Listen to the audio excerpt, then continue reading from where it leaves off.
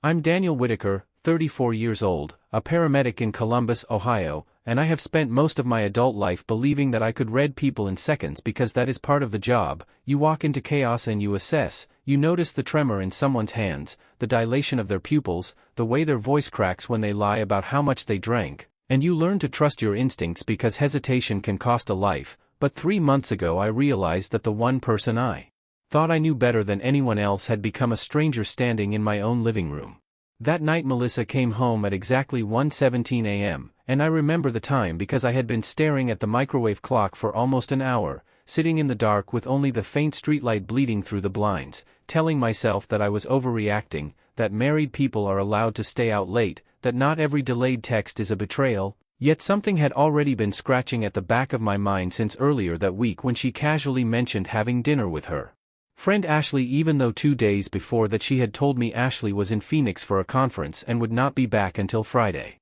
When the door unlocked, I did not move, I just listened to the soft click of her heels against the hardwood and the rustle of her jacket as she stepped inside, and when she saw me sitting there her entire body froze for a split second that was too sharp and too obvious to ignore, like she had walked into the wrong house by mistake. She recovered quickly, of course, forcing a small laugh and asking why I was sitting in the dark like some kind of creep, but her voice carried that thin, brittle edge I hear from patients who are trying to sound normal while their heart is racing. She said she had dinner with Ashley, said it lightly, like it was the most natural thing in the world, and I asked her how that was possible since Ashley was supposed to be in Phoenix, and I watched her blink, once, twice, as if her brain was flipping through pages looking for the right script. She said Ashley came back early. Then she said plans changed. Then she said she must have mentioned it and I forgot. Each sentence contradicted the last in small ways that probably would have gone unnoticed by someone who was not trained to look for inconsistencies. I stood up slowly, not to intimidate her but because I felt something heavy settle into my chest, and I asked why her phone had gone straight to voicemail all evening, and she said it died, which might sound reasonable to anyone else but Melissa has never let her phone die in the 10 years I have known her. She carries chargers in her purse, in her car, in the kitchen drawer. She once drove back home from a restaurant because she realized she had left with 30% battery and it made her anxious. The excuse did not fit the person I married. When she walked past me toward the bedroom, I caught the scent on her jacket, a woody, sharp cologne that did not belong to me, something darker than what I wear, and it hit me harder than any confession could have because it was tangible, real, clinging to the fabric like evidence. She accused me of being paranoid, of creating drama out of nothing, and under normal circumstances I might have raised my voice, might have demanded to see her phone or pushed harder for answers, but instead I felt an eerie calm spread through me, the kind that settles in right before you pronounce a time of death, when you already know there is no reversing what has happened. It was not explosive anger or heartbreak in the cinematic sense, it was a quiet, almost clinical realization that something fundamental had shifted and would never slide back into place. In that dim living room, watching her avoid my eyes while insisting everything was fine, I felt a small internal click, like a lock turning, and I understood with terrifying clarity that whatever we had before that night was already gone, even if neither of us was ready to say it out loud. The next morning I woke up before my alarm, even though I had barely slept, and I lay there staring at the ceiling while Melissa's breathing remained uneven beside me, like she had cried herself into a shallow, restless sleep, and instead of feeling guilt or hesitation I felt a strange clarity that made everything seem simple and mechanical, as if I were following steps in a protocol I had memorized long ago. I got out of bed quietly, walked to the closet, and pulled down 2 old duffel bags we used for weekend trips, the kind with frayed straps and faded zippers, and I began folding my clothes with steady, deliberate movements, choosing only what I needed: jeans, work uniforms, a few t-shirts, socks, underwear, my spare boots, my shaving kit, each item placed carefully inside as if precision could compensate for the collapse of a decade of marriage.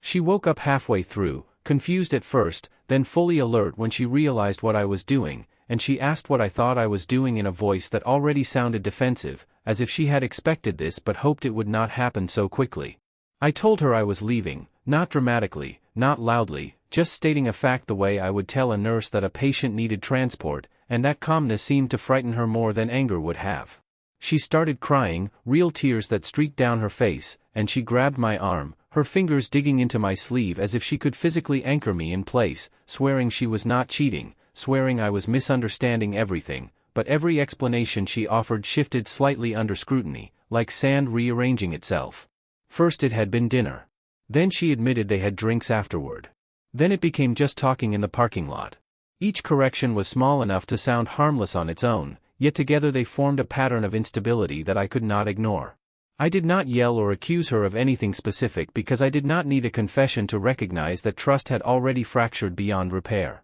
I told her that whether she had crossed a physical line or not was almost irrelevant at that point because the lies, even small ones, had already done the damage, and as I zipped up the second duffel bag I felt an unexpected sense of relief cut through the heaviness in my chest. There was no screaming match, no plates thrown against the wall, no neighbors peeking through blinds, just the quiet sound of fabric shifting and her muffled sobs filling the bedroom while I carried my bags to the car. By noon I had signed a short lease for a small one-bedroom apartment above a hardware store on Maple Street, the kind of place you would overlook unless you were actively searching for somewhere to disappear, with narrow stairs that creaked under my weight and a faint smell of sawdust drifting up from the shop below. The rent was $1,150 a month, which felt almost symbolic, a price tag on my independence, and the apartment itself was sparse, cheap furniture pushed against pale walls, a fold-out couch that groaned when I tested it, a tiny kitchen with outdated appliances and a bathroom mirror that distorted reflections slightly at the edges.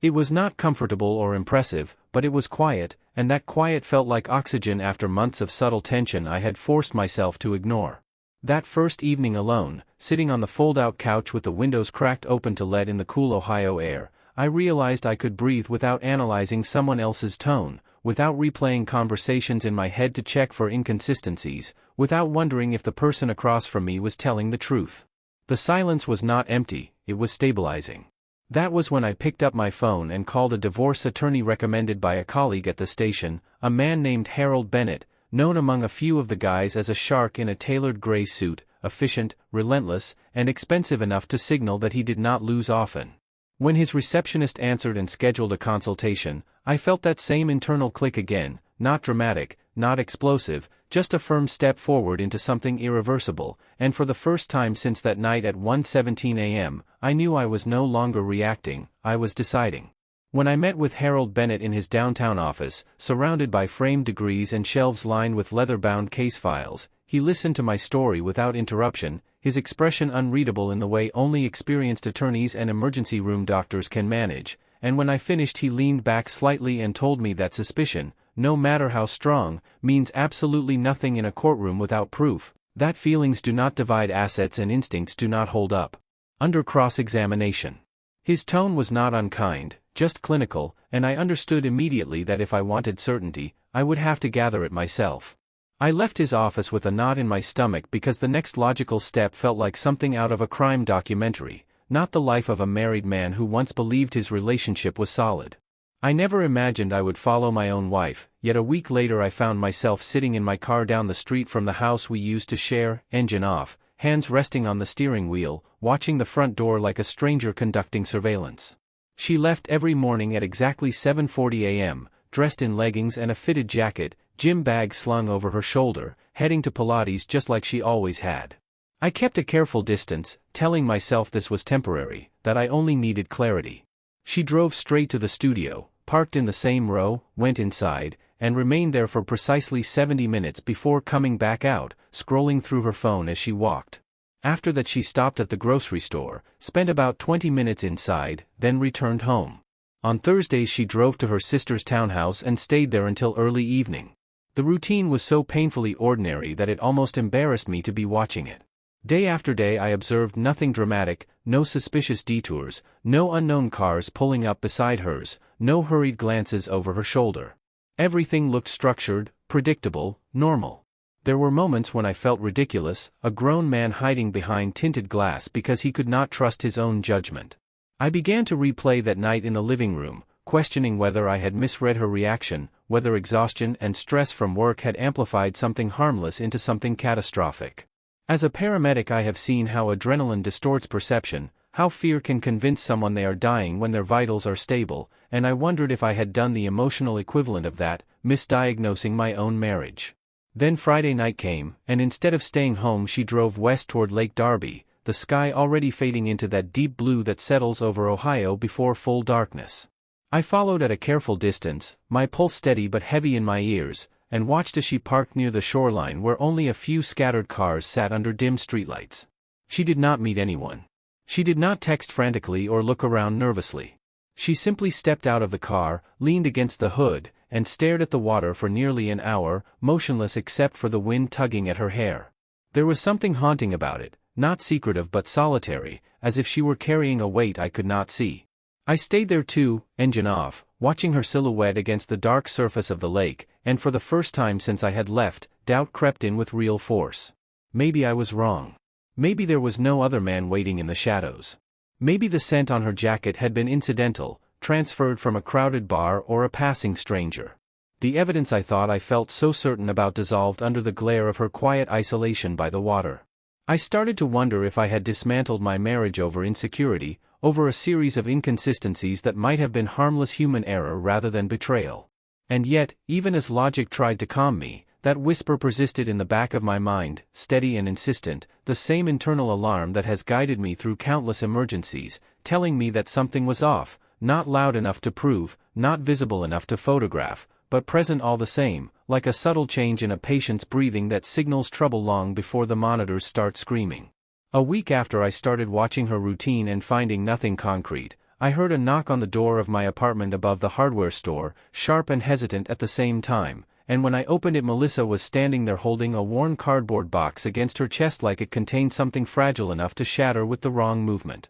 Her eyes were red and swollen, not in the dramatic way people cry during arguments, but in the exhausted way that suggests days of little sleep and too many thoughts looping in circles. She stepped inside without waiting for an invitation, looking around at the narrow living room with its cheap furniture and fold-out couch as if trying to measure the distance between what we had and what I had reduced myself to. She set the box down on the small kitchen table and opened it slowly, almost ceremonially, revealing our wedding photo stacked carefully on top, the edges slightly curled from years of being handled, followed by vacation souvenirs from places we once promised we would return to, a small seashell from South Carolina, a faded ticket stub from a concert we barely remember, and at the bottom, old handwritten notes we used to leave each other when our schedules did not align, simple things like, "Good luck on your shift," or "I love you more than yesterday." She picked up one of the framed wedding pictures, the one where we were both laughing instead of posing, and she asked me to remember who we were, to remember how we used to look at each other, as if nostalgia could function as evidence in her defense. I felt the pull of it, of course I did, because those moments were real and I had lived them, but I also felt how distant they seemed from the present reality standing in my kitchen. I told her quietly that memories do not fix lies, that photographs capture smiles but not the conversations that happen in the dark when stories start shifting, and she flinched as if I had slapped her. She said she had not lied, then adjusted it to say she had only simplified things because she knew how I would react, then said she was scared of my temper even though I had never raised a hand to her in my life. The details moved again, subtly rearranging themselves, and that was when I realized that what I needed was not an apology soaked in tears but something much more basic. I asked her for one thing, just one: consistency, a clear story from beginning to end that did not change depending on which sentence came before it, something solid I could hold on to even if it hurt. I told her that if there was nothing to hide, then the truth should remain the same every time it was spoken. She opened her mouth as if ready to deliver that clarity, but the words stalled, her eyes darting toward the box of photographs like she could borrow strength from frozen versions of us. She repeated that it was dinner, then drinks, then said she might have lost track of time, then insisted again that nothing happened, but the sequence never aligned cleanly, each explanation leaving small gaps that widened instead of closing. At some point her sadness hardened into frustration, and she accused me of wanting to win, of turning our marriage into a competition where I needed to be right more than I needed to be happy, and that accusation settled heavily in the room because it implied motive where there was only exhaustion. I told her this was not about winning but about reality, about whether the foundation under us was stable or cracked beyond repair, and she shook her head like I was speaking another language. When she finally stormed out, the door slamming harder than necessary, the box of memories remained on the table between the cheap lamp and the unopened mail, a silent monument to what we used to be. I stood there for a long time staring at those photographs and souvenirs, feeling the weight of them without touching them, because they represented something true that had existed and something equally true that had dissolved. There was still no confession, still no definitive proof, no dramatic revelation that would justify the unraveling in a clean, undeniable way, just more smoke curling through every conversation, thick enough to choke on but never solid enough to grasp. 2 weeks after the box of memories sat untouched on my kitchen table, I found myself climbing the stairs of a converted loft downtown for her friend's birthday party, a place with exposed brick walls, hanging industrial lights, and music loud enough to blur individual conversations into a single pulsing hum, and I was not there because Melissa invited me or because we had reconciled in any way, but because I was still technically part of the old group chat that had never been updated to reflect the quiet collapse of my marriage, and when the digital invitation popped up days earlier I hesitated before deciding that avoiding every shared space would feel too much like surrender. I told myself I was going as an independent person, not as her husband, not as a spy, just as someone who refused to disappear. The air inside smelled like perfume, alcohol, and something sweet from the dessert table, and as I stepped further into the loft I spotted Melissa almost immediately, standing near the large warehouse windows, laughing in a way I had not heard in months, her head tilted slightly back, her hand resting casually on the arm of a tall guy wearing designer glasses and a fitted blazer that probably cost more than my monthly rent. They stood close, closer than casual acquaintances typically do, and although nothing about their posture screamed guilt, there was an ease between them that tightened something low in my stomach. She saw me a few seconds later, and her laughter faltered just enough to register before she straightened her shoulders and offered a tight, performative smile. I grabbed a drink mostly to have something to do with my hands and stayed near the edge of the group, listening to conversations about work and vacations and inside jokes that felt slightly foreign now, and at some point the music was lowered and someone suggested a drunken dare game, the kind of reckless entertainment that thrives on blurred boundaries and bad judgment. People formed a loose circle, already tipsy, already loud, and I should have left then, but I stayed, watching the dynamic unfold with detached curiosity. That was when Vanessa Brooks, Melissa's longtime friend, 33, married, always intimidatingly confident in the way she carried herself, turned toward me with a mischievous glint in her eyes and said clearly enough for everyone to hear, "Daniel, I dare you to kiss me." Before I could process what was happening or even form a refusal, she stepped forward and pressed her lips against mine, quick but unmistakable, and the room erupted in a collective gasp that sliced through the music like glass shattering. I pulled back immediately, stunned, my mind scrambling to catch up with my body, and the first voice that cut through the noise was Melissa's, sharp and furious, accusing me with a volume that suggested betrayal on a national scale. She demanded to know what I thought I was doing, as if I had orchestrated the entire moment, as if I had lunged at her friend instead of standing frozen while it happened. I tried to speak, to explain that I had not even agreed to the dare, but the chaos swallowed my words, and then Vanessa, still standing inches from me, turned slowly toward Melissa with a look that was no longer playful but pointed and cold. She laughed once, short and humorless, and said, "Oh please, just like you dared to sleep with my husband." The sentence hung in the air heavier than the music ever had, and the entire loft seemed to contract around it. Silence followed, not the awkward kind that people rush to fill with jokes, but absolute, suffocating silence where even the air felt suspended. Conversation stopped mid-breath, glasses paused halfway to mouths, and every pair of eyes shifted to Melissa, waiting for denial, outrage, anything to contradict what had just been said. I looked at her, truly looked at her, and for the first time since that night at 1:17 a.m., I did not see confusion or shifting explanations forming. I saw something else flicker across her face, something unguarded and exposed, and the quiet in that room felt louder than any scream could have been. The silence in that loft did not last long, because Vanessa did not let it, and with a steadiness that made the entire situation feel premeditated rather than impulsive, she reached into her purse and pulled out her phone, her expression no longer playful or reckless but razor-sharp, and she said she had recovered deleted texts between Melissa and her husband Kyle Brooks, 35 years old, a man I had shared drinks with more than once, a man who had stood in my kitchen talking about sports and mortgage rates as if we were simply two husbands orbiting the same social circle. She spoke clearly, almost methodically, describing photos that had been sent back and forth, hotel confirmations forwarded and then erased, calendar entries disguised as coffee that lined up too neatly with afternoons Melissa had claimed extended Pilates sessions or spontaneous errands. The words Riverside Suites cut through the room with a clarity that made my chest tighten, because I knew that place, a discreet hotel off the highway that people used when they did not want to be seen downtown. Vanessa said the affair had started 4 months earlier, and that detail landed with a sickening precision because 4 months ago was exactly when Melissa's schedule began to shift in subtle,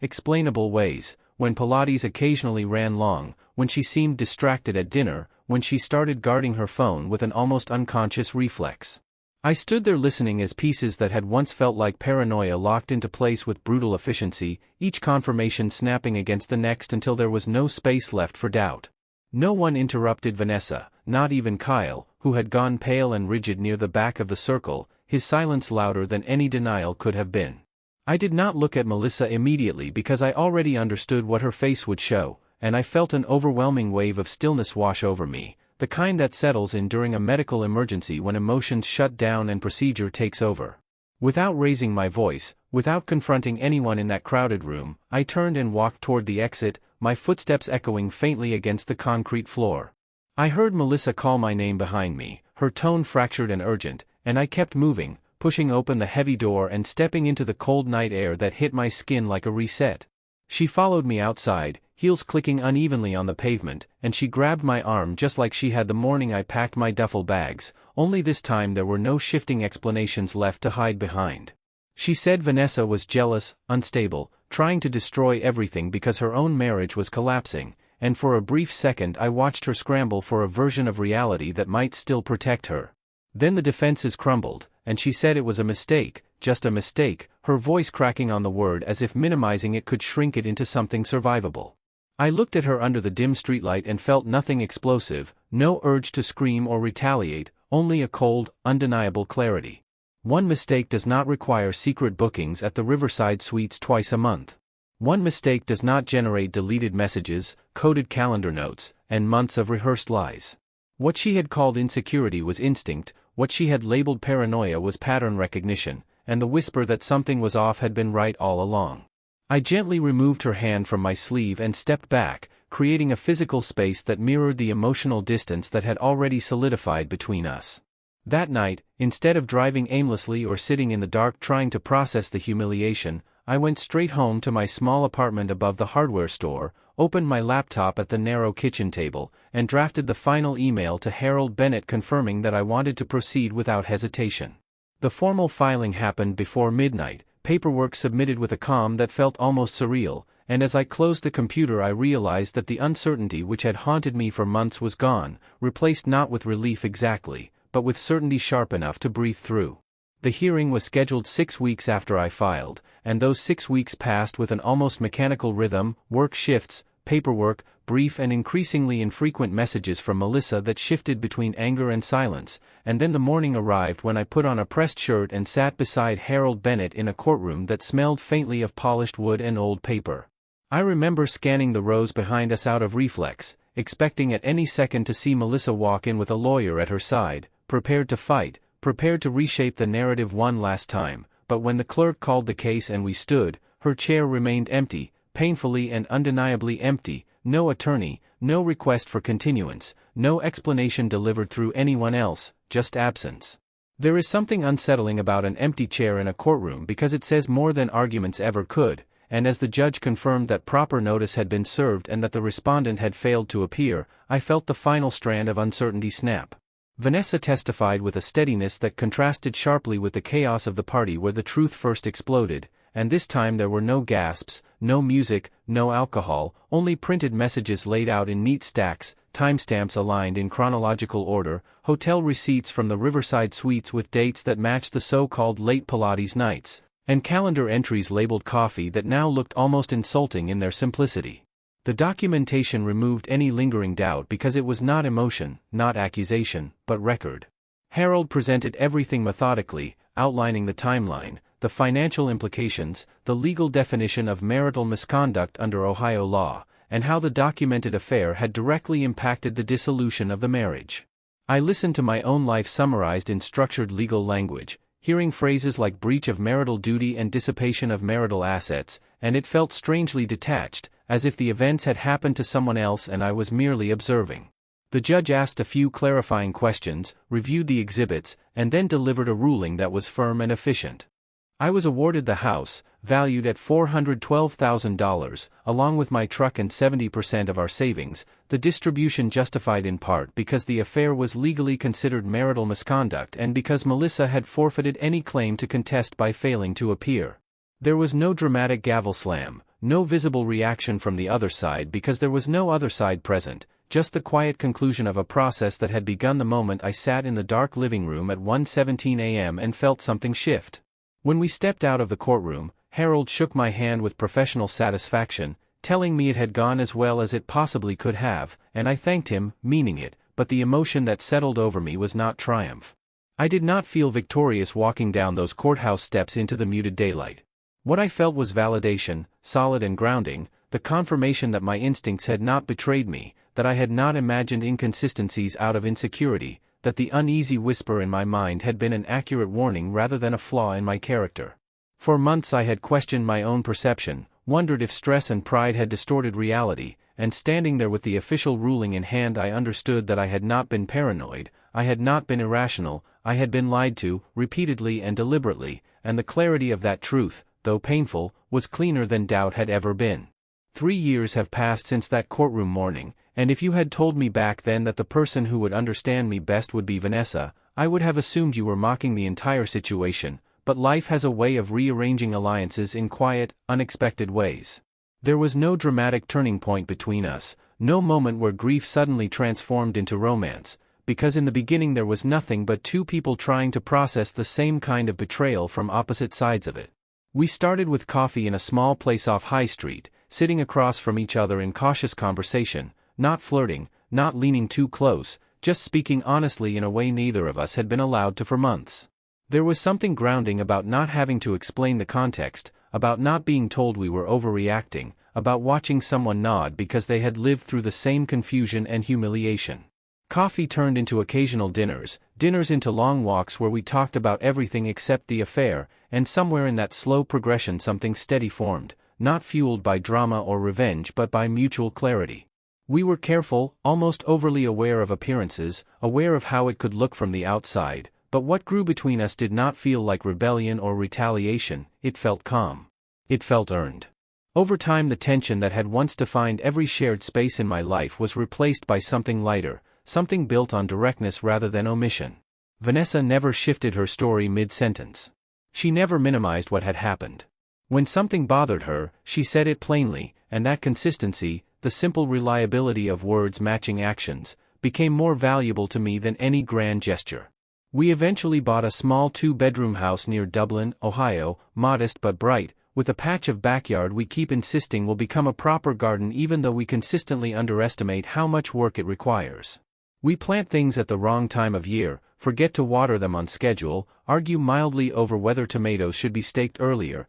and end up laughing at our own incompetence more often than we harvest anything edible. There is something healing about those small failures, about choosing problems that can be solved with soil and patience instead of secrecy and lies. The house is not extravagant, but it feels stable in a way my old life eventually stopped feeling, and the quiet inside it is no longer suffocating but comfortable. As for Melissa, I heard through mutual acquaintances that she tried dating Kyle publicly for a while after everything surfaced, as if bringing it into the open would legitimize what had been hidden, but that ended quickly when he cheated again, repeating the same pattern that had entangled all of us in the first place. The last update I received was that she moved to Cincinnati and changed jobs, a fresh start in a different city, and I did not feel anger when I heard it, only a distant acknowledgement that our paths had permanently diverged. Sometimes I think back to that night at 1:17 a.m., to the scent of cologne that did not belong to me and the quiet click I felt inside my chest, and I realized that the moment I feared would destroy everything actually dismantled something that was already broken beyond repair.